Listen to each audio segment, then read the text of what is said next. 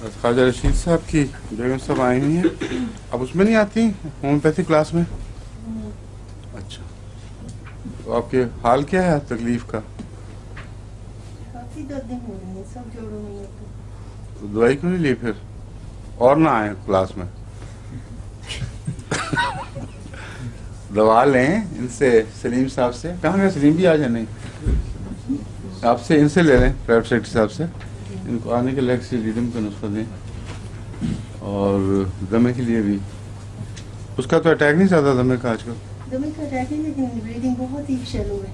अच्छा, ये इस दवा से इंशाल्लाह फ़ायदा होगा। हाँ, और लोरासेलॉस 30 में भी दे दें।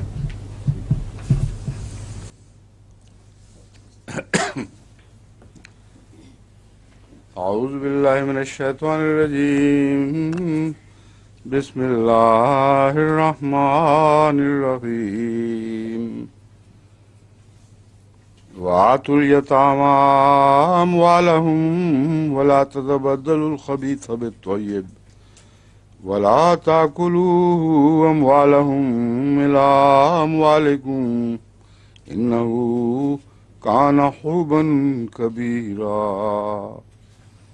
वइन खिफ्तुम अल्ला तुक़सितू फिल यतामा फन्किहू मा तौबा लकुम मिनन निसाए मथना व सुलासा व रुबा फ़इन खिफ्तुम अल्ला तादिलू फ़वाहिदतन औ मा मलकत ऐमानुकुम ज़ालिका अदना अल्ला तऊलू वातुन निसा सदक़ातिहिन्ना नहला फ़इन त्वबना लकुम अन शैइन मिन्हु नफ्सन फ़कुलूहु हनीयम मरिया।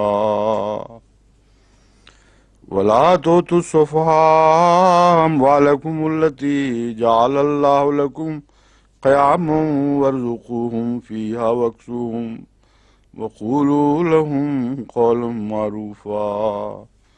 वब्तलुल यतामा हत्ता इज़ा बलगुन निकाह फ़इन आनस्तुम मिनहुम रुश्दन फ़दफ़ऊ इलैहिम अमवालहुम वला ताकुलूहा इसराफ़न व बिदारन अन यकबरू।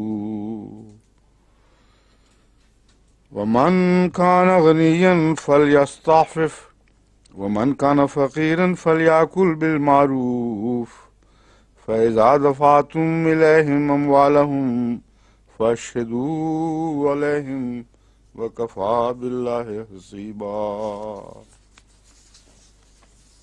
लिर्रिजालि नसीबुम मिम्मा तरकल वालिदान वल अक़रबून वलिन्निसाइ नसीबुम मिम्मा तरकल वालिदान वल अक़रबून मिम्मा क़ल्ल मिन्हु व कथुर नसीबम मफ़रूज़ा। वइज़ा हज़रल क़िस्मत उलुल क़ुरबा वल यतामा वल मसाकीन फ़रज़ुक़ूहुम मिन्हु वक़ूलू लहुम क़ौलन मारूफ़ा। वलियख़्शल्लज़ीना लौ तरकू मिन ख़ल्फ़िहिम ज़ुर्रियतन दुआफ़न ख़ाफ़ू अलैहिम फ़लियत्तक़ुल्लाह वलियक़ूलू क़ौलन सदीदा। इन्नल्लज़ीना याकुलूना अमवालल यतामा ज़ुल्मन इन्नमा याकुलूना फ़ी बुतूनिहिम नारा वसयस्लौना सईरा। यूसीकुमुल्लाहु फ़ी औलादिकुम लिज़्ज़करि मिस्लु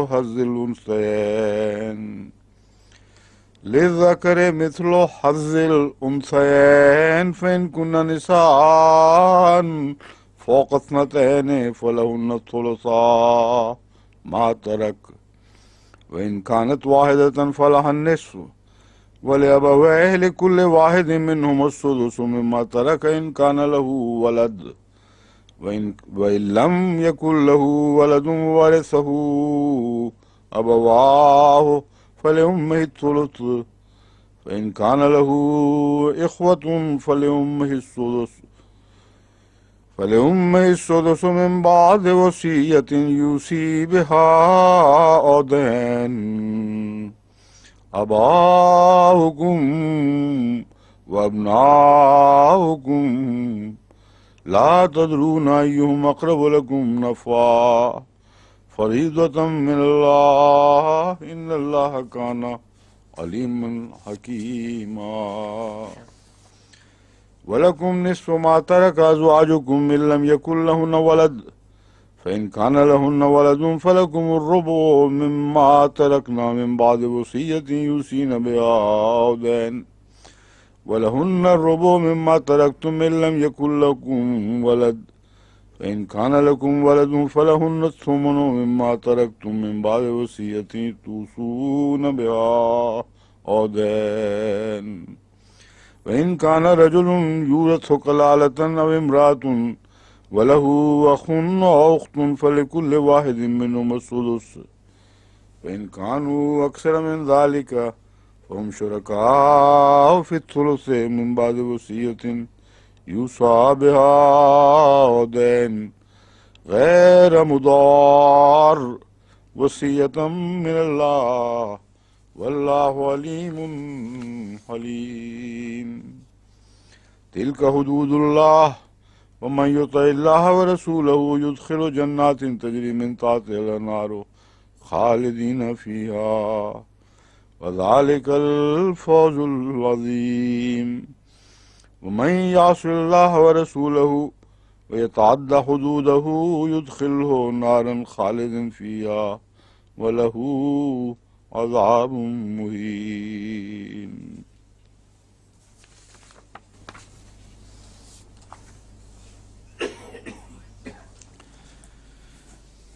یہ سورہ نساء کی تیسری آیت ہے جس سے آج ہم نے اس ترجمہ کلاس کا آغاز کیا ہے۔ تیسری ان معنوں میں کہ بسم اللہ الرحمن الرحیم کو ہم پہلی آیت شمار کرتے ہیں، اور وہ تمام قرآن کریم جو جماعت کی طرف سے طبع ہوتے ہیں اس میں نمبر اس طرح لگتا ہے کہ بسم اللہ کا پہلا نمبر، اور پھر پہلی آیت جو اس کو دوسرے قرآن پہلی آیت شمار کرتے ہیں بعض، یعنی بعض لوگ قرآن تو ایک ہی ہے مگر طبع کرنے والے جہاں دوسری آیت کو پہلا نمبر لکھتے ہیں اسے ہم دوسرا نمبر دیتے ہیں، تو اس لیے پہلی آیت بسم اللہ، پھر دوسری، یہ تیسری آیت ہے جس سے آج تلاوت کا آغاز ہوا ہے۔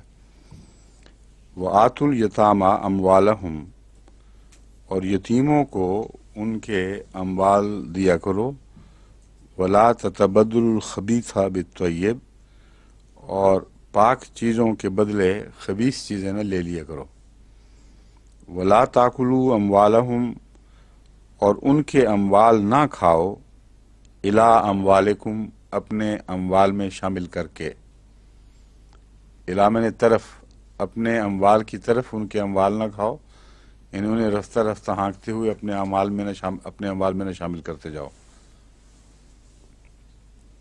انہ کان حوبا کبیرہ، یہ ایک بہت ہی بڑا گناہ ہے۔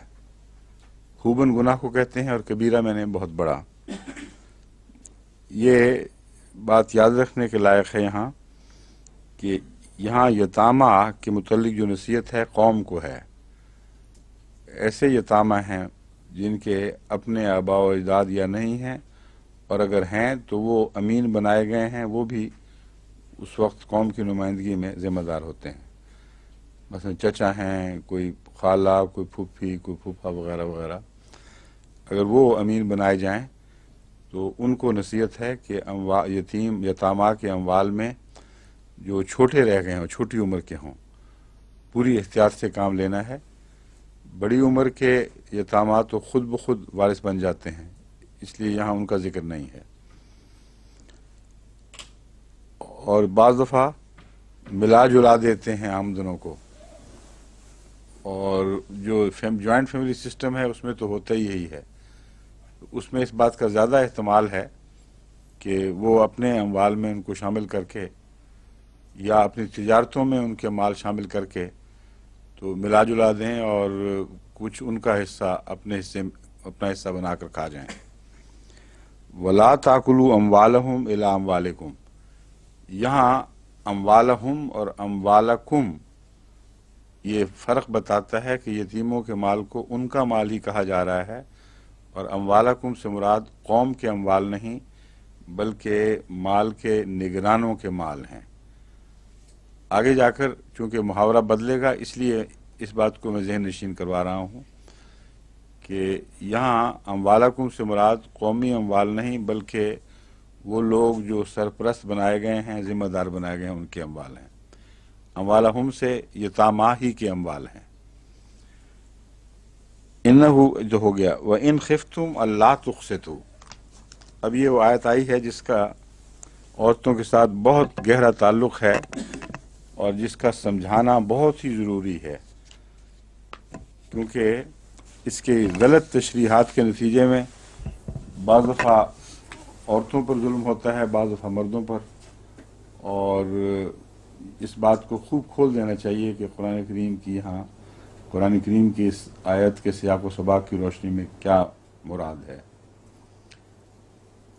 فرمایا ان خفتم اللہ تقسطوا فی الیتامہ، شرط یہ ہے کہ اگر تمہیں یتامہ کے بارے میں خطرہ ہو کہ ان کے معاملے میں تم انصاف نہیں کر سکو گے، فَانْكِحُوا مَا طَابَ لَكُمْ، تو اس صورت میں تمہیں اجازت ہے کہ تم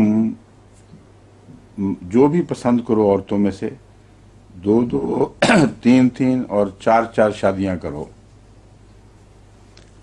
اب اس کے مختلف مفاہیم بنا کر کھینچا تانی کی جاتی ہے۔ بعض لوگوں کے نزدیک یہ شرط ہے کہ یتامہ کا ماحول ہو، جنگی کارروائیوں کے نتیجے میں قوم میں کثرت سے یتامہ رہ جائیں تو مشروط ہے 2 شادیوں یا 3 یا 4 کی اجازت اس کے ساتھ، ورنہ اس کی اجازت نہیں ہے۔ اگر یہ تسلیم کیا جائے تو پھر حضرت اقدس محمد رسول اللہ صلی اللہ علیہ وسلم کے زمانے سے لے کر آج تک کے ایسے بزرگوں کی ساری شادیاں محل نظر ہو جائیں گی جن پر یہ بات صادق نہیں آتی۔ کسی یتیم کے مفاد کی خاطر وہ شادیاں بہت سی ہیں جو کسی یتیم کے مفاد کی خاطر نہیں ہوئیں، اور ایسا ترجمہ کرنا جو حضرت اقدس محمد رسول اللہ صلی اللہ علیہ وسلم سمیت بلکہ اکیلے آپ ہی پر اگر وہ اثر انداز ہو غلط معنوں میں تو باقیوں پر ہو یا نہ ہو وہ ترجمہ غلط ہے۔ پھر کیا مراد ہے، یہ شرط کیا معنی رکھتی ہے؟ دوسرے، کیا یہ اجازت ہے 1 سے زیادہ شادیوں کی یا کسی معنی میں ممانعت کا رنگ رکھتی ہے؟ یہ دوسرا پہلو ہے جو بہت اہمیت کا حامل ہے۔ اصل میں جس وقت یہ آیت نازل ہوئی ہے اس وقت عربوں میں بھی 1 سے زیادہ شادیوں کے رواج تھے اور کوئی پابندی نہیں تھی۔ امت موسوی میں بھی 1 سے زیادہ شادیوں کے رواج تھے اور کوئی پابندی نہیں تھی، اس لیے اجازت دینے کا سوال ہی کوئی نہیں تھا۔ یہاں پابندی لگائی جا رہی ہے، اجازت نہیں دی جا رہی، اور پابندی لگانے کے وقت ایک خاص مصلحت پیش نظر ہے۔ مطلب یہ ہے کہ یتامہ کو سنبھالنے کے وقت کی ضرورت کے پیش نظر، جنگی حالات میں جو عورتوں اور مردوں کے توازن بگڑتے ہیں ان کے پیش نظر تم بے شک سابقہ رخصتوں سے فائدہ اٹھاؤ، مگر ہم پابند کرتے ہیں کہ اب 4 سے زیادہ شادیاں نہیں کر سکتے۔ تو 4 کی اجازت نہیں ہے کیونکہ پہلے پابندی تھی نہیں۔ اجازت اس وقت ہوا کرتی ہے جب پہلے پابندی ہو پھر روک ڈالی جائے۔ اور حضرت داؤد کے متعلق بتایا جاتا ہے 99 بیویاں تھیں، اور انبیاء کے متعلق کثرت سے بیویوں کی خبر ملتی ہے بائبل سے، اور اس شریعت کو جو موسوی شریعت ہے اس کو منسوخ کرنے کی کسی بعد میں آنے والے نبی کو اجازت نہیں تھی جب تک خدا اسے واضح طور پر منسوخ نہ کرتا۔ بس اس پہلو سے وہی مضمون جاری ہے۔ عربوں کا رواج بھی اور پرانی شریعت بھی کھلی چھٹی دیے ہوئے تھی، اس لیے جب اس آیت کا نزول ہوا ہے تو تاریخی شہادت یہ نہیں ہے کہ جنہوں نے شادیاں نہیں کی ہوئی تھیں وہ دوڑے کہ الحمدللہ اجازت مل گئی ہے چلو اور شادیاں کریں، بلکہ جنہوں نے شادیاں کی ہوئی تھیں وہ دوڑے کہ بیویوں کو طلاق دے کر نمبر ٹھیک کریں اپنا، زائد بیویوں کو طلاقیں دیں۔ چنانچہ مسئلہ یہ بن گیا تھا کہ کس کو روکیں، کس کو طلاق دیں۔ یہ مسئلہ کبھی بھی نہیں بنا کہ کوئی بے شادی کے بیٹھا ہو اور اس نے کہا اچھا الحمدللہ اجازت ملی، اب چلو دو تین شادیاں کریں۔ تو ایک بات تو یہ مفہوم سمجھنا ضروری ہے کہ یہ نئی اجازت نہیں ہے، بلکہ پہلی کھلی اجازت کو پابند کیا جا رہا ہے اور اس پر حد بندی عائد کی جا رہی ہے۔ پہلی مرتبہ کسی مذہب نے شادی کی تعداد پر پابندی لگائی ہے اور 4 سے زیادہ کی اجازت نہیں ہے۔ اس لیے یتامہ کا جو مسئلہ ہے اس کی وجہ وہ تو تب ہو اگر اس کی وجہ سے اجازت دی گئی ہو، اس کے باوجود پابندی لگائی گئی ہے۔ یعنی اگرچہ قوم میں قومی ضرورت ہے کہ 1 سے زیادہ شادیاں کی جائیں، تب بھی تمہیں 4 سے زیادہ کی اجازت نہیں ہے، لیکن آغاز 2 سے ہوا ہے، 3 پھر 4۔ لیکن اس کے ساتھ 2 کڑی ایسی شرطیں لگا دی گئیں جو اس اجازت کو پھر محدود سے محدود تر کر دیتی ہیں۔ آغاز میں بھی انصاف کی شرط رکھ دی اور آخر پر بھی انصاف کی شرط رکھ دی۔ 2 کڑے پہرے دار کھڑے کر دیے دائیں طرف اور بائیں طرف۔ تمہاری اجازت کو کم کیا جا رہا ہے پہلی اجازت چھٹی کو، لیکن یہ جو 4 تک پہنچنا ہے اس کے لیے بھی دائیں اور بائیں خیال رکھنا۔ شروع حکم اس بات سے ہوا ہے کہ انصاف کی تقاضے کی ضرورت ہو تو شادی کرو، اور اگر انصاف کے تقاضے پورے نہ کر سکو تو نہ کرو دوسری شادی۔ یہ ان 2 حکموں کے ہوتے ہوئے وہ مرد جو 4 شادیاں کھلی کرنے کی کوشش کرتے ہیں اور یہ بات بھول جاتے ہیں کہ یہ اجازت مشروط تھی، وہ ظلم کا موجب بنتے ہیں۔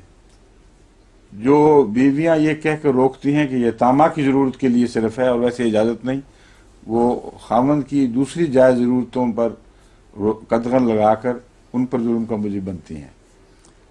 بس اس ماحول میں اس آیت کا سمجھنا ضروری ہے کہ ان خفتم اللہ تقسطوا فی الیتامى، اگر تمہیں یہ خطرہ ہو کہ ان یتامہ سے انصاف نہ کر سکو گے۔ اب یہاں 2 انصاف ہیں، ایک شروع میں جس کا تعلق بیویوں سے نہیں بلکہ یتامہ سے ہے، ایک دوسرا انصاف ہے جس کا آخر پر ذکر ہے، اس کا تعلق یتامہ سے نہیں بلکہ بیویوں سے ہے۔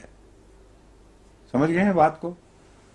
اب اس انصاف کا معنی پھر کیا ہے؟ ان خفتم، اگر تم ڈرتے ہو، اللہ تقسطوا فی الیتامى، کہ یتامہ کے بارے میں انصاف نہیں کر سکو گے، فانکحوا ما طاب لکم من النساء مثنی وثلاث ورباع، اس میں کئی قسم کے امکانات سامنے آتے ہیں۔ یہ جہاد کا دور تھا، کئی مرد شہید ہو جاتے تھے، ان کی بیویاں باقی رہ جاتی تھیں، بیوائیں رہ جاتی تھیں باقی، اور ان کے بچے تھے، ان کے حقوق سوسائٹی نے ادا کرنے تھے، اور اس سلسلے میں یہ خطرہ تھا کہ جو ان کے ولی اور سرپرست بنائے جائیں وہ اگر غیر ہوں تو کئی قسم کے خطرات بچوں کے لیے پیدا ہو سکتے تھے، ان کی تربیت میں نقصان کی صورت میں بھی۔ تو ان سے انصاف کرنے کا ایک اچھا طریقہ یہ تھا کہ ان کی بیوہ ماؤں کے ساتھ شادی کر لی جائے اور بطور خاوند بیوی دونوں کے مشترکہ بچے بن جائیں۔ ایسی صورت میں چونکہ ماں گھر کی نگران ہوتی ہے اور اسی خاوند سے دوسرے بچے بھی پیدا کرتی ہے، تو اس صورت میں ناانصافی کا احتمال بہت کم رہ جاتا ہے۔ تو یہ جو شکل ہے یہ سامنے ابھرتی ہے کہ بیواؤں سے زیادہ تر شادی کی ترغیب دی جا رہی ہے۔ یہ نہیں ترغیب دی جا رہی کہ اگر جنگ میں مرد کم رہ جائیں تو کنواری لڑکیوں سے شادی کرو، تم انصاف کے تقاضے پورے کرو گے۔ وہ کیسے پورے ہو جائیں گے پھر؟ اس لیے اول طور پر پیش نظر وہ یتیموں کی مائیں ہیں جو بیوہ رہ گئی ہیں، اور ان کے ساتھ شادی یتامہ کے ساتھ انصاف کے مترادف ہوگا۔ اس کے علاوہ کئی صورتیں ایسی ہو سکتی ہیں جو جنگ کے دوران خصوصی پیدا ہوں اور اس میں ایک سے زیادہ شادیوں کے نتیجے میں یتامہ کے حقوق ادا ہو سکیں. مثلا ایک یہ کہ یتیم لڑکیاں جوان ہیں اور یتیم رہ گئی ہیں. اگر ویسے ان کے ساتھ ان کی سرپرستی کی جائے تو کئی قسم کے خطرات ہیں، احتمالات ہیں. ان کو دور کرنے کے لیے اگر کسی ایسی یتیم بچی سے شادی کر لی جائے تو اس سارے خاندان کا بھلا ہوگا، اس کی بہنوں کا، اس کے چھوٹے بھائیوں کا بھلا ہوگا. تو یہ احتمالات مختلف سامنے آتے ہیں، ان کا جواب اس آیت میں موجود ہے. اور اول مقصد یہاں زیادہ شادیوں کی اجازت دینا نہیں بلکہ اجازت کو کم کرنا اور جو اجازت ہے اس کے بہترین مصرف کی طرف توجہ دلانا ہے. کہ ایک سے زیادہ شادیوں کی اجازت ہے تو اب فائدہ اٹھاؤ اس موقع پر، اور بھلائی کی خاطر شادیاں کرو، نہ کہ اپنے نفس کی خاطر. اس حکم کے بعد فرمایا ہے وَإِنْ خِفْتُمْ أَلَّا تَعْدِلُوا، اگر تمہیں یہ خوف ہو کہ ایک سے زیادہ شادیاں کرو گے اور انصاف نہیں کر سکو گے، یعنی اب یتیموں سے انصاف کی خاطر بیویوں سے ناانصافی کی اجازت نہیں ہے. بہت ہی کامل اور متوازن تعلیم ہے. دو طرف انصاف کی شرط باندھی، ایک طرف یتامہ کے ساتھ انصاف کی سہولت پیدا کرنے کی خاطر شادی کو ایک ذریعہ قرار دیا، دوسری طرف شادیاں کر کے ایک سے زیادہ بیویوں پر زیادتی کرنا، بعض بیویوں پر بعضوں کو خالی چھوڑ دینا، ایک کی طرف میلان زیادہ کر لینا، یہ خود انصاف کے تقاضے کے خلاف ہے. بس جس بنا پر اجازت تھی اس کی نفی کر دینے والی بات ہو گئی، اس شاخ کو کاٹنے والی بات ہو گئی جس پر انسان بیٹھا ہوا ہو. تو اس لیے یہ آیت ایک بہت ہی عظیم الشان توازن کی تعلیم دینے والی آیت ہے، اور اس کے چھوٹی سی آیت میں بے شمار معانی ہیں. اس لیے اس مضمون کو اس کی روشنی میں سمجھنا چاہیے اور اس کے مطابق اپنے زندگی کے حالات سنوارنے چاہیے. اب یتامہ کا مسئلہ بغیر جنگ کے بھی ہوتا ہے، اور اس سوسائٹی میں بھی اگر ایسے یتامہ رہ جائیں اور ان کی بیواؤں سے، یعنی ماؤں سے، یتیموں کی ماؤں سے یا مرحوم کی بیواؤں کو بغیر شادی کے چھوڑا جائے اور یہ رواج ہو کہ نہیں کرنی، تو اس صورت میں سوسائٹی میں کئی قسم کی خرابیاں پیدا ہو جاتی ہیں. اور بہت سی ایسی خرابیاں ہیں جو میرے علم میں کبھی شکایتوں کی صورت میں، کبھی مقدمات کی صورت میں آتی رہتی ہیں، جن میں بنیادی بات یہی ہے کہ بیواؤں کو شادی سے اگر روکا نہیں جاتا تو ان کے خاوند، مرحوم خاوند کے رشتہ دار چاہتے نہیں ہیں کہ ان کی شادی باہر ہو، اور کئی قسم کے جائیداد کے جھگڑے اور حرصیں اس میں حائل ہو جاتی ہیں. تو یہاں بھی وہی انصاف والا مضمون صادق آ رہا ہے. ایک اور پہلو ان یتیموں کے بارے میں اگر تمہیں خطرہ ہو کہ ان کے مرحوم کے ماں باپ اور رشتہ دار بھائی وغیرہ ہی بیٹھے کھا رہے ہیں جائیداد، تو بہتر یہ ہے کہ ان کی شادیاں کرو، ان کے ولی اور سرپرست بناؤ، اور پھر ماں آزاد ہو کر اپنے نئے خاوند کے ساتھ اپنے بچوں کے حقوق کی حفاظت کرے. اس صورت میں ان کے اموال کا سرپرست یہ میاں اور بیوی دونوں مشترکہ ہو سکتے ہیں، اور مرحوم کے ماں باپ کو یہ حق کوئی نہیں کہ وہ اپنے پاس رکھیں جائیداد اور ان کا قبضہ کیے رکھیں. یہ بھی ایک مکروہ صورت ہے جو بارہا سامنے آتی ہے. تو کسی وجہ سے بھی انصاف کے تقاضے کو نہیں چھوڑنا. دوسری وجہ یہ ہوتی ہے کہ بعض عورتیں خود شادی نہیں کرنا چاہتی. اگر وہ نہیں کرنا چاہتی تو بسا اوقات اپنے مرحوم خاوند کے تعلق کی وجہ سے وہ چاہتی ہیں کہ اسی کے نام پر رہیں. بعض دفعہ وہ شادی نہیں کرنا چاہتی اپنی صحت کی کمزوری کی وجہ سے اور تقاضوں کی پیش نظر، بعض دفعہ محض شرم اور حیا کے پیش نظر، بعض دفعہ بچوں کی خاطر کہ ان پر برا اثر نہ پڑے. تو ایسی صورت میں جائز وجہ اگر ہو تو اللہ بہتر جانتا ہے کہ کس حد تک جواز ہے، لیکن معاشرے میں بالعموم بیواؤں کی شادی کو فروغ دینا چاہیے اور نصیحت کرنی چاہیے کہ وہ دوبارہ شادی کریں۔ اس صورت میں بعض عجیب و غریب سے خط بھی ملتے ہیں جس پہ حیرت ہوتی ہے۔ بعض لوگ کہتے ہیں جی بیواؤں کو جو اور یتیموں کو جو جماعت گندم لگا دیتی ہے اور خرچ لگا دیتی ہے اس کی وجہ سے شادیاں نہیں کرتی اور اس کی وجہ سے نوکر بھی نہیں ملتے، یعنی انہوں نے سارا مضمون ہی الٹا دیا ہے کہ چند امیروں کو نوکر مہیا کرنے کی خاطر بیواؤں اور بچوں کے رزق روکے جائیں۔ نہایت ہی ظالمانہ اور مفسدانہ بات ہے یہ۔ ان لوگوں کو جو ایسی سوچیں سوچتے ہیں استغفار کرنی چاہیے۔ بیواؤں اور یتیموں کا اول حق تو ہے کہ شادی ہو ماؤں کی، اور اس کے نتیجے میں ان کے حقوق پورے ہوں، سرپرست مہیا ہوں۔ اگر نہیں تو جماعت من حیث الجماعت ان کی سرپرست ہے، اور اگلی آیات جماعت کو بحیثیت جماعت مخاطب کرتی ہیں، یعنی مومنوں کی جماعت کو بحیثیت جماعت مخاطب کرتی ہیں، اور ان کی سرپرستی کا وہ نظام جاری ہونا چاہیے۔ یہ اس لیے ضروری ہے کہ جہاں جماعت یہ ذمہ داری ادا نہیں کرتی وہاں بسا اوقات مرحوم کے اقربا، عزیز، ان کے بڑے طاقتور رشتہ دار بیوہ اور یتیموں کے حق دبائے بیٹھے رہتے ہیں، اور جب تک وہ قضاء میں نہ جائے اس وقت تک یہ معاملے طے نہیں ہوتے۔ حالانکہ قرآن کریم نے یہاں مخاطب کیا ہے اول طور پر جماعت کو کہ اے مومنوں کی جماعت تم ذمہ دار ہو، اور وہاں جب یتیموں کا مال کا ذکر کیا وہاں قومی اموال کے طور پر ذکر کیا، ان کے اموال کا نام نہیں لیا۔ یعنی نام لیا ہے تو ان معنوں میں کہ یہ قوم کے اموال ہیں۔ اس لیے میں آپ کو وضاحت سے توجہ دلا رہا ہوں کہ یہاں اموالہم اموالکم کا جو تذکرہ ہے اس موقع پر اموالہم سے مراد یتامہ کے مال، اموالکم سے مراد ان کے سرپرستوں کے اموال۔ آگے جب یہ ضمیریں آئیں گی تو ان کے معنی بدلیں گے اور موقع محل کے مطابق ان کو اسی طرح سمجھنا چاہیے۔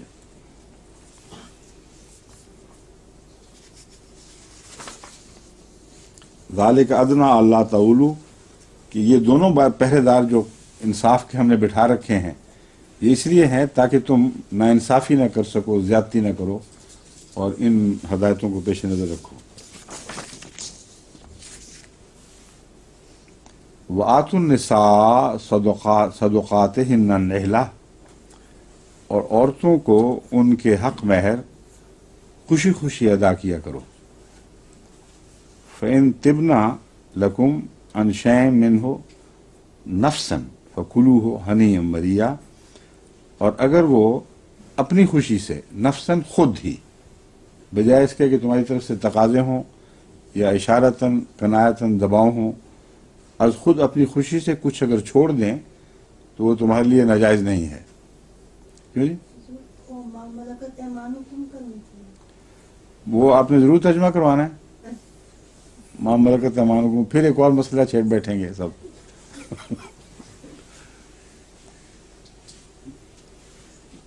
لا تسألوا عن اشیاء ان تبد لکم تسؤکم کا ایک یہ بھی معنی ہے۔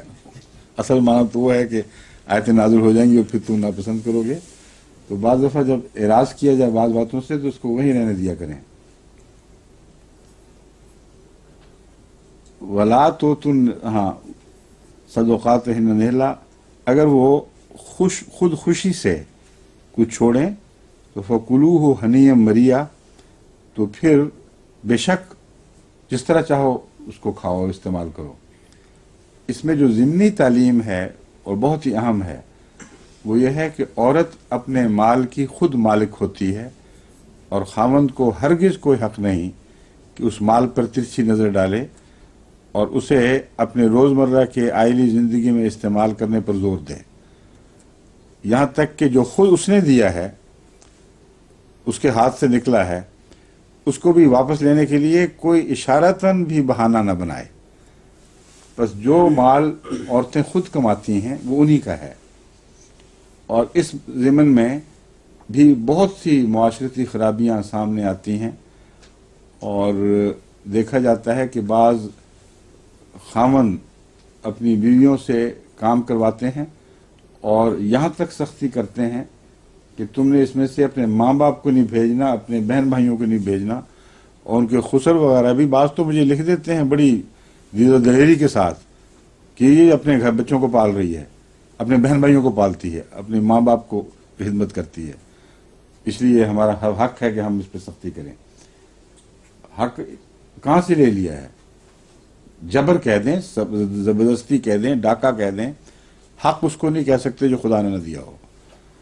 بس اللہ تعالیٰ نے ہر بیوی کو اس کے مال کا اپنا حق دیا ہے، اور اس کے نتیجے میں بیوی سے حسن سلوک کا ایک ایسا عظیم ذریعہ مہیا کر دیا ہے کہ اگر اس حق کو حق تسلیم کیا جائے اور رائج کیا جائے تو اکثر خاوند جو نسبتاً غریب ہوں وہ اپنی بیوی سے حسن سلوک میں مجبور ہوں گے، ان کی خوشامد کریں گے، ان کا خیال رکھیں گے، تاکہ وہ بغیر کہے، بغیر دباؤ کے از خود نرمی کی وجہ سے، چاپلوسی کی وجہ سے وہ ان کو اپنے حصے میں سے کچھ دے۔ اور جہاں اچھا سلوک ہوتا ہے وہاں تو میں اور تو، ماں و تو کا فرق ہی مٹ جاتا ہے، اور معاشرے میں خوبصورتی پیدا کرنے کے لیے یہ تعلیم نہایت ضروری ہے۔ اب اگر عورتیں کما رہی ہیں، اس وقت کثرت سے کما رہی ہیں، تو ان کو ایک بات یہ بھی سوچنی چاہیے کہ ایسے خاوند اچانک نمودار نہیں ہوا کرتے، بلکہ شروع ہی سے ان کی نیتوں کی خرابی ظاہر ہوتی ہے اصل میں، اور رشتے کی مجبوریوں کی وجہ سے اشارے سمجھنے کے باوجود بعض لوگ رشتے کر بیٹھتے ہیں۔ بعض لوگ مجھے بھی لکھتے ہیں کہ جی ہمیں فلاں لڑکا ہمارا بڑا اچھا کما رہا ہے، اس کے لیے کماؤ عورت چاہیے جو اپنے پاؤں پہ کھڑی ہو اور ڈاکٹری کر رہی ہو یا فلاں کر رہی ہو۔ تو میں ان کو لکھ دیا کرتا ہوں کہ پھر آپ شوق سے تلاش کریں، میری طرف سے اجازت ہے، کرنی ہے تو کریں، مگر میں آپ کا نمائندہ اس بات میں نہیں بنوں گا، میرے کندھے پر بندوق نہیں ہوگی، کیونکہ کراہت آتی ہے اس قسم کی شرطوں سے۔ جب خاوند نے خود ذمہ داری کا اختیار کرنی ہے تو اس کو کیا ضرورت ہے یہ مطالبے کرے کہ میری بیوی کماؤ ہو، استانی ہو، ڈاکٹرنی ہو اور اس طرح کام اچھا چلے گا۔ حالانکہ اگر طبیعت متوازن ہو، صحیح سوچیں ہوں، تو عموماً پیشہ ور سے مراد ہے کمانے والی عورتیں جو اپنا رزق کسی ڈاکٹری وغیرہ معزز پیشے سے کماتی ہیں، ان سے شادی میں تردد ہونا چاہیے بجائے اس کے کہ ان سے شادی میں حرص ہو، کیونکہ تبھی بات ہے کہ جو عورتیں آزاد کمانے والی ہیں ان کے مزاج میں ایک خاص قسم کی ایک سختی پیدا ہو جاتی ہے جو روزمرہ کی زندگی کی رگڑوں کے نتیجے میں لازمی ہے۔ جس طرح جسم کو رگڑا جائے تو اس کے اوپر ایک جلد موٹی ہو جاتی ہے، اس طرح وہ خواتین جو سرکولیشن میں، اقتصادی سرکولیشن، معاشرتی سرکولیشن میں آتی ہیں، ان کی طرز بدل جاتی ہے کچھ نہ کچھ۔ یہاں تک کہ بعض خواتین جو پڑھاتی ہیں ان کو صرف لڑکوں اور لڑکیوں کے ساتھ ملنا، پڑھانا ان کے اندر ایک خاص قسم کی ایک جلد کے اوپر ایک مضبوطی پیدا کر دیتا ہے، سختی نہ صحیح، اور وہ پہچانی جاتی ہیں۔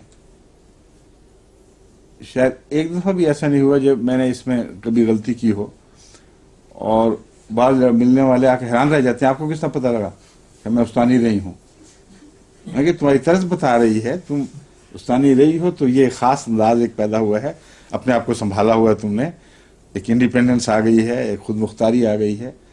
تو خاوند بالعموم طبعاً فطرتاً ایسی لڑکی کو پسند کرتے ہیں جس کو ایسا ایکسپوجر نہ ملا ہو، وہ زیادہ خاوند سے تعلق رکھتی ہے، اس کا خیال زیادہ رکھنے کی اہلیت رکھتی ہے، اس کے بچوں کا خیال رکھنے کے لیے اس کے پاس وقت زیادہ ہوتا ہے، گھر گھرستی میں وہ زیادہ اچھی رہتی ہے۔ تو الٹ بات چلتی ہے، بجائے اس کے کہ یہ مطالبہ کریں کہ جی ہمیں کام کرنے والی آنی چاہیے، ہمیں گھر بسانے والی چاہیے جو گھر کے ماحول کو اچھا بنائے اور ہمارا بھی خیال رکھے۔ وہ مطالبہ جب کرتے ہیں تو اسی وقت سمجھ آ جانی چاہیے کہ نیتیں خراب ہیں، لیکن یہ مطلب نہیں کہ ان سے شادیاں نہ کرو، نعوذ باللہ من ذالک۔ तबन फितरतन अच्छी औरतें मिल जाएं इत्तेफाकात के तौर पर, या पेशा है डॉक्टरी का लेकिन वैसे बहुत अच्छी सुलझी हुई लड़की है, तो उसकी वजह से अगर शादी हो तो वो हरगिज नामुनासिब नहीं है। मगर जरा भी अगर उसके काम की हिर्स बीच में दाखिल हो जाए तो जो नीयत का फतूर है आगे जाके फसाद पैदा करेगा।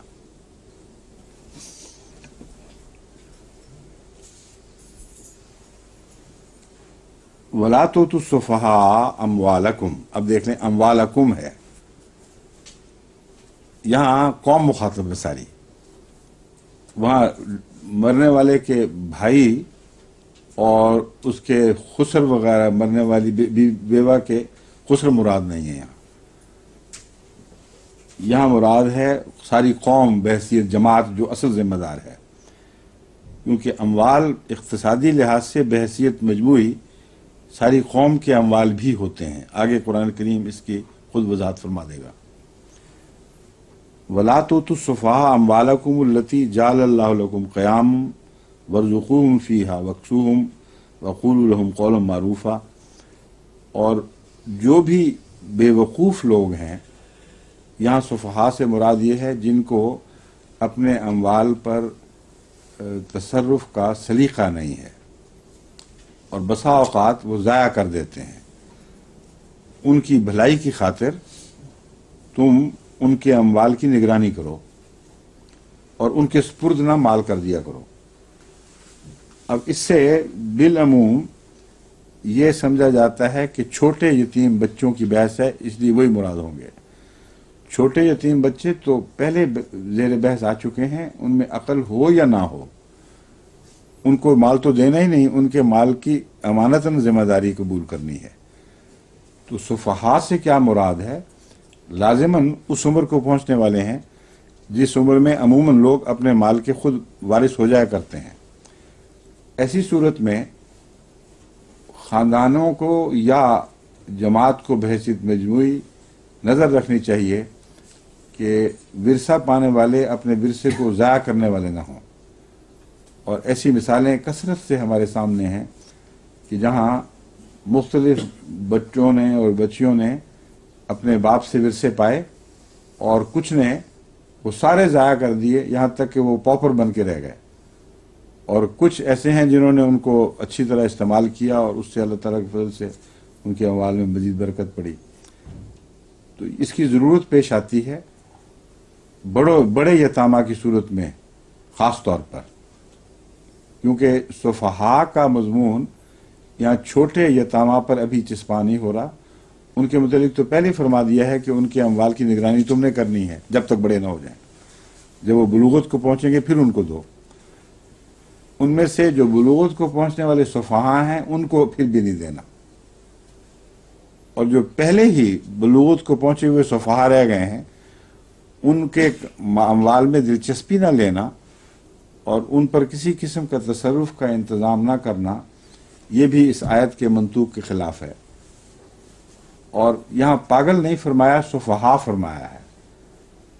पागल को तो दिया जा ही नहीं सकता, सुफहा अपनी आदतों से पिछाने जाते हैं।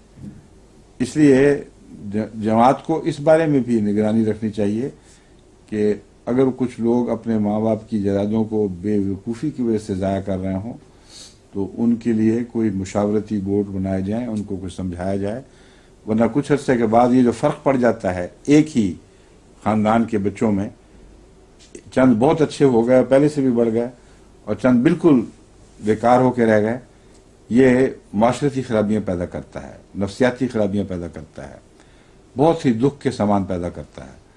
तो कुरान करीम की जो नसीहतें हैं वो कौम को मुखातब करने वाली, उनसे आंखें नहीं बंद करनी चाहिए। बहसीत जमात हमें इन चीज़ों का ख्याल रखना चाहिए। लेकिन एक इसमें शर्त लगाई गई है, उसको पेश नज़र रखना है। जो आज़ाद बड़े अपना विरसा पाते हैं उनमें आप ज़बरदस्ती नहीं कर सकते, उनको नसीहत तो कर सकते हैं। क्यों? ओहो, आवाज़ नहीं जा रही? अच्छा अच्छा, इन्होंने अपनी कौमी जिम्मेदारी अदा की है, बताया कि बात गलती हो रही है क्या? یہ شرط ہے، اس کی طرف توجہ دینا ضروری ہے. ہم نصیحت کے طور پر، مدد کے طور پر تو ان کا کام کر سکتے ہیں، لیکن جن کے خدا نے اموال سپرد نہیں فرمائے قوم کے، ان کو صفحاء کہہ کر ان میں زبردستی نظام جماعت کی طرف سے دخل اندازی نہیں ہو سکتی، یا کسی خاندان کی طرف سے زبردستی ان کے معاملات میں دخل اندازی نہیں ہو سکتی. ہاں، نصیحت کا فرض ہے اور تعاون کے طور پر ان کی مدد کرنا یہ بہت ضروری ہے، لیکن جہاں وہ ناپسند کریں وہاں چھوڑ دیں، پھر وہ اپنے مطلب کے خود ذمہ دار ہیں. لیکن کچھ صفحاء ایسے ہیں جن کے اموال آپ کی نگرانی میں تھے، خدا نے دے دیے تھے، اور وہ چھوٹی عمر کے یتامہ ہیں. وہ جب بڑے ہوتے ہیں تو ان میں سے کچھ نظر آ رہے ہوتے ہیں کہ اس قابل نہیں ہے کہ اپنے کام کو خود سنبھال سکیں.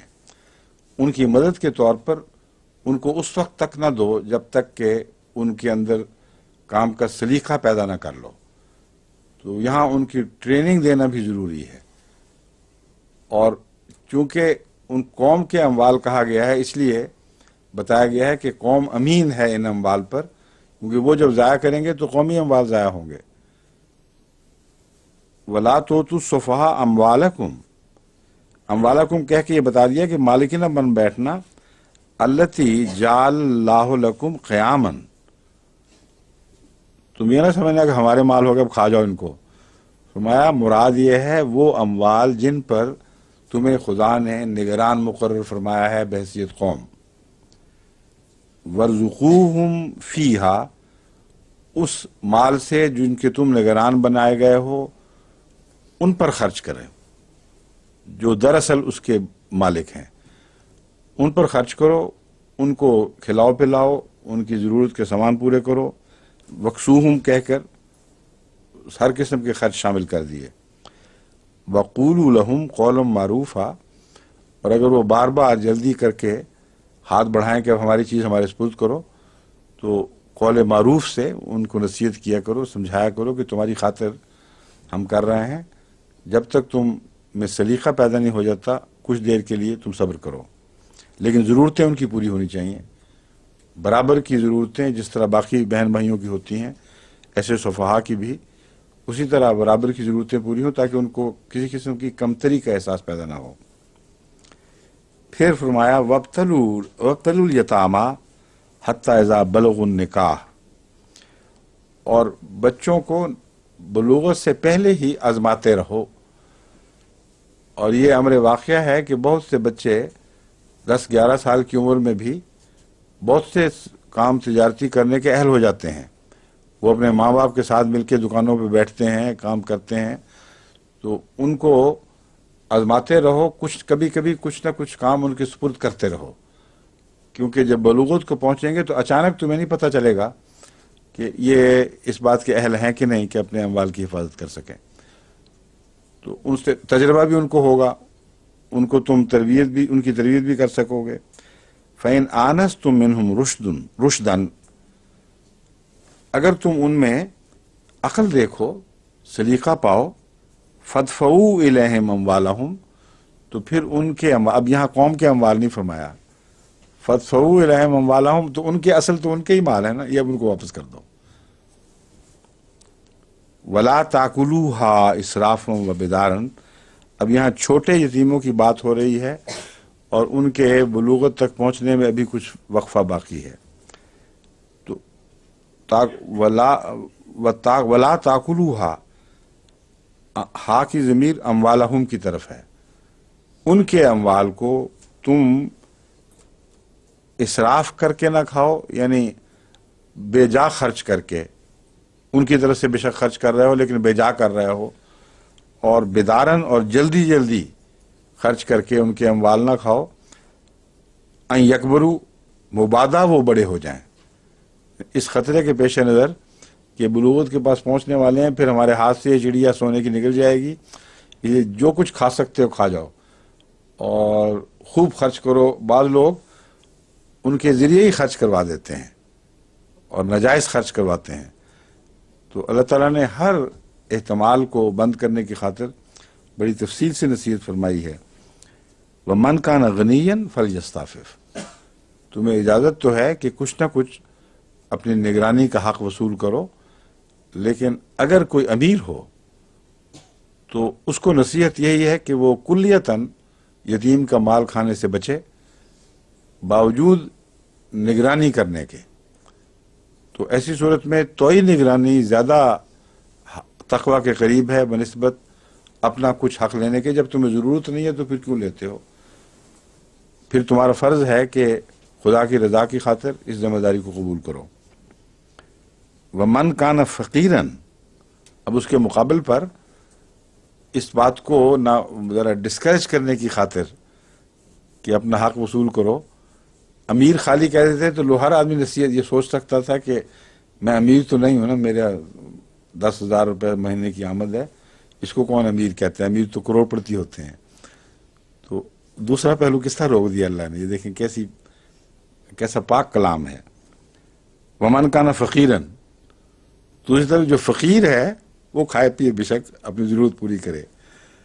تو اب تردد پیدا کر دیا ہر شخص کے دل میں، اب وہ یہ سوچے گا کہ میں امیر نہ صحیح فقیر ہوں کہ نہیں، اور اگر فقیری کا لفظ اطلاق پاتا ہے پھر بے شک کھاؤ، پھر کوئی نقصان نہیں۔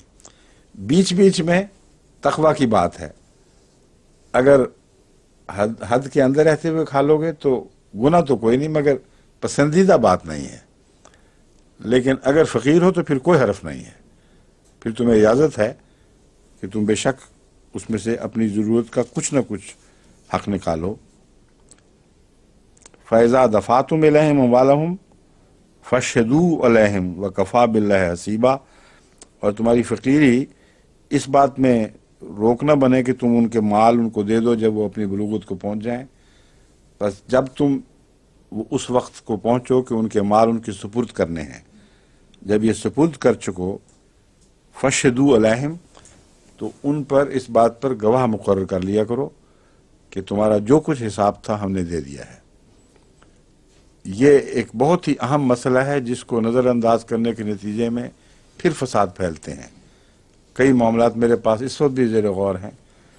ایک شخص فوت ہو گیا، اس کا یتیم بچہ عموماً خاندان کی نگرانی میں پلا ہے، اور اس کے متعلق ایک نگران فوت ہو گیا تو دوسرا آ گیا، اور اس نے پھر اپنے طور پر ہی فیصلے کر لیے کہ میں نے اس کا حق دینا تو دے دیا ہے، گواہ نہیں بٹھائے۔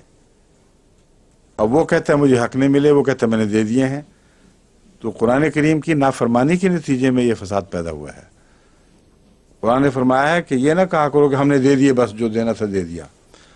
اس وقت گواہ بنایا کرو تاکہ وہ دیکھیں کہ تم نے دیا بھی ہے کہ نہیں، اور اس وقت دستخط کریں جب ان کا اطمینان ہو جائے کہ اس یتیم کا جو حق تمہارے زیر نگرانی تھا وہ تمام تر اس کے سپرد کر دیا گیا ہے۔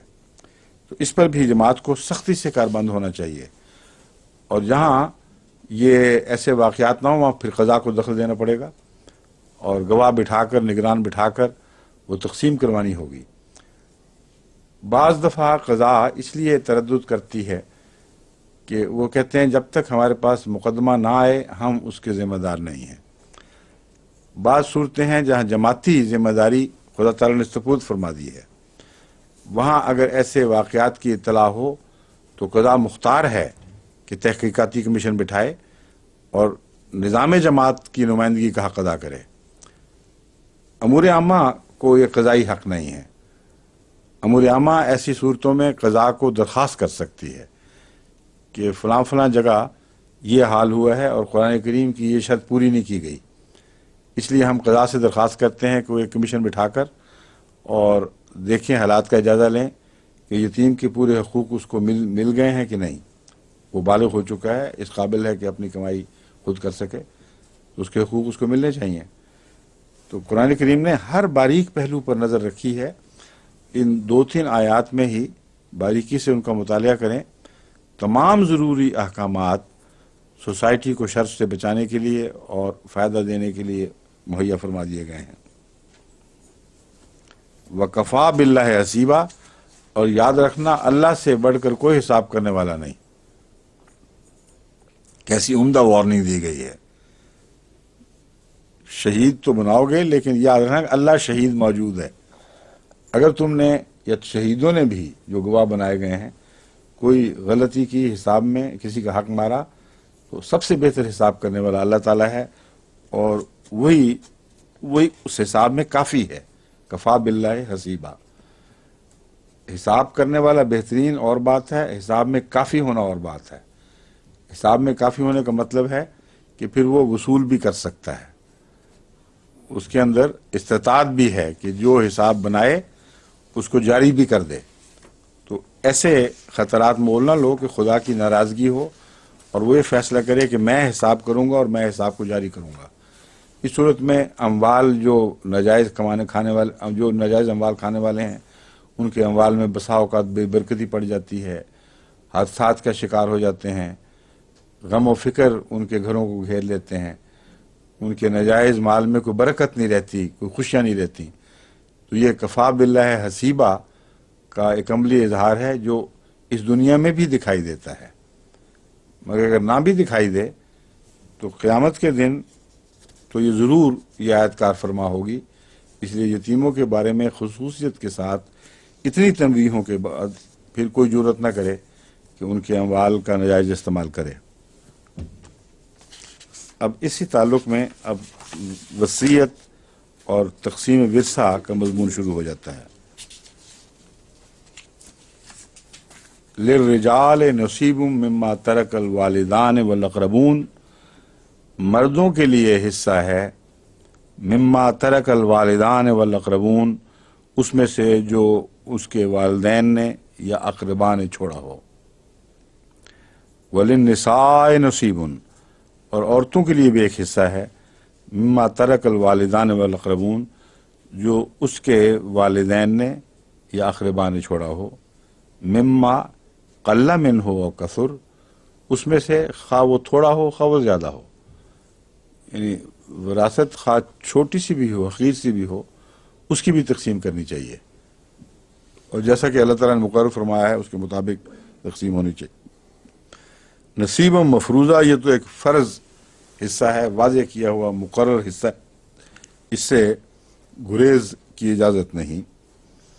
وَإِذَا حَضَرَ الْقِسْمَةَ أُولُو الْقُرْبَى وَالْيَتَامَى وَالْمَسَاكِينَ، اور جب تقسیم کے وقت اقربا اور یتامہ اور مساکین حاضر ہوں، فَارْزُقُوهُم مِّنْهُ، تو اس میں سے ان کو کچھ کھلاؤ پلاؤ، کچھ ان کو بھی دیا کرو.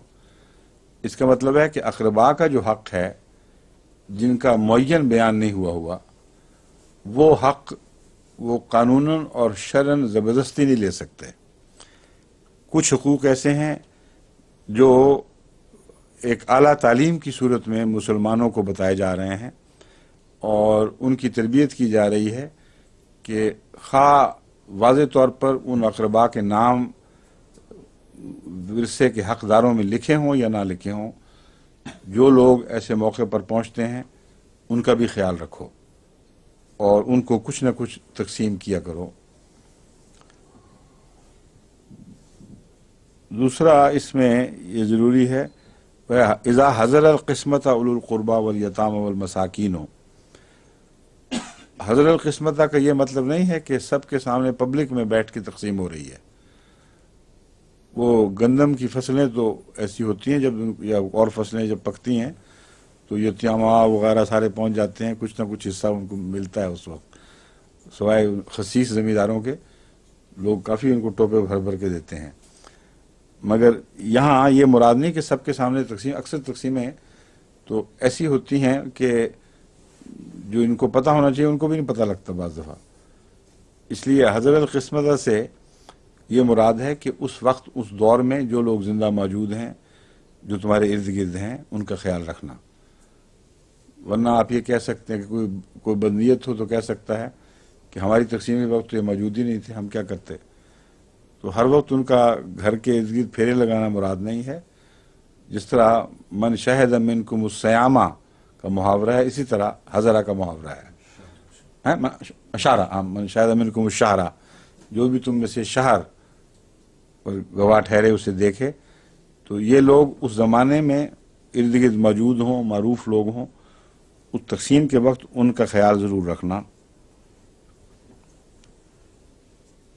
فرزقوہم منہ وقولوا لہم قولا معروفا، اور پھر اچھی بات کہنا ان کو. مراد یہ ہے کہ دیتے وقت اگر وہ واقعتاً حاضر ہو جائیں، بعض ہوتے بھی ہیں اس زمانے میں زیادہ پھیرے لگاتے ہیں، تو ان سے ناراضگی کا اظہار نہیں کرنا کہ روز آ جاتے ہیں، روز مصیبت ڈالی ہوئی ہے. بدتمیزی کا سلوک نہیں کرنا، کیونکہ کئی لوگ کرتے ہیں اس طرح. تو اس کا تو دینے کا فائدہ کوئی نہیں، کیونکہ صدقہ سے قول معروف بہتر ہے. نرمی کی بات بدتمیزی کے صدقے سے بہت بہتر ہے. اس لیے اگر نہیں دے سکتے تو کم سے کم قول معروف تو ہو، ان سے حسن سلوک کی بات کرو اور بدتمیزی سے ان کو کچھ نہ دو.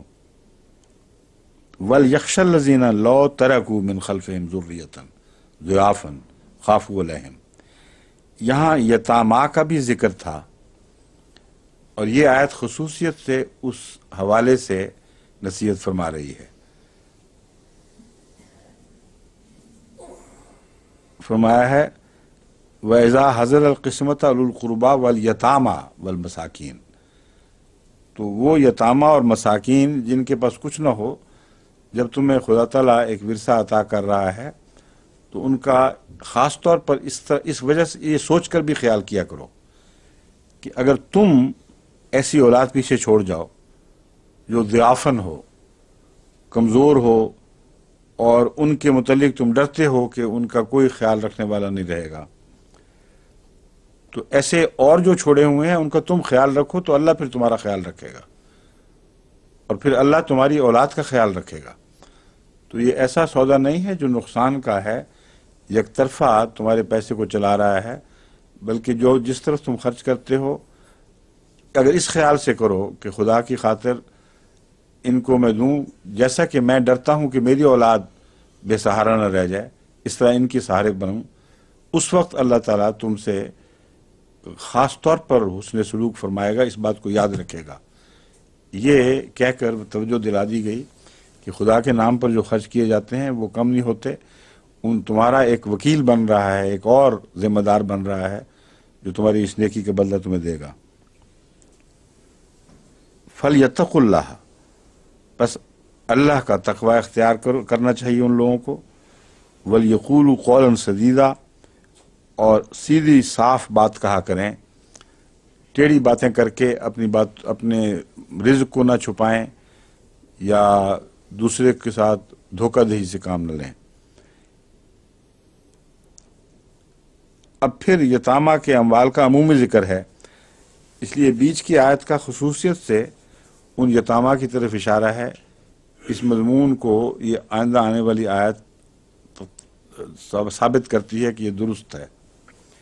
ان الذین یاکلون اموال الیتامى ظلما انما یاکلون فی بطونہم نارا.